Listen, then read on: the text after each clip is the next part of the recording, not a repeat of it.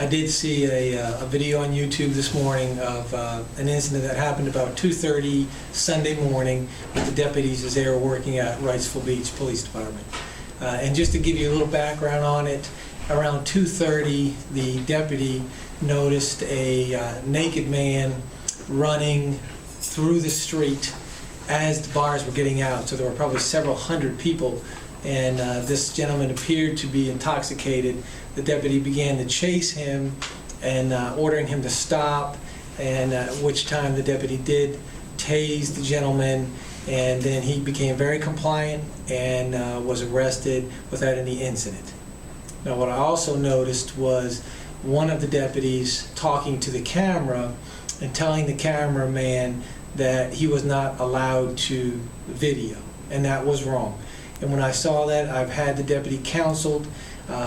I actually would encourage anyone that has a video camera or cameras, if they see something, take the pictures, take the video, because I'd like to see what happened. And that is a way that citizens can help. And I would encourage and never discourage anybody, but what we don't want to do is get in the way. And I think initially the gentleman came out onto the street. So the initial response to the deputy would be, move back and you can't be in the way, or you're going to hinder and delay what we're trying to do. So I would caution anyone, don't get so caught up in it to get in the way, but I would never discourage anyone from taking pictures or video if they see something.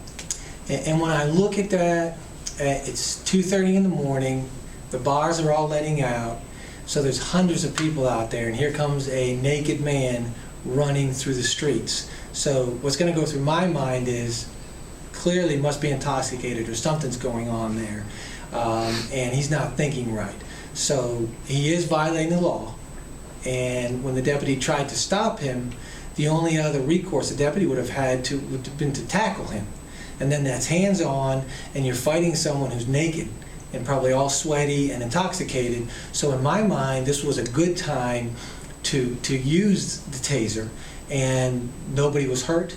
He immediately became compliant. So, I would think that, hey, it worked, and here's a perfect time that we can say the taser worked, the deputy wasn't hurt, the individual, who clearly, to me, looked intoxicated, wasn't hurt, and he immediately became compliant. We arrested him, took him to the hospital to make sure he was okay, and then he was charged. And I think the biggest thing that I want the community and the public to know is the deputy was wrong in saying the person could not video, and we have counseled him on that statement. But at the same time, I encourage people to video or take pictures, but make sure you don't get in the way, that you don't get so caught up that you get in the way of the law enforcement. But that's a good thing, and that's why we have in-car cameras, so that we can record it, so that we can look at it to make sure that the deputies followed the policies that they should have followed it. So I would never discourage anyone from taking pictures or video.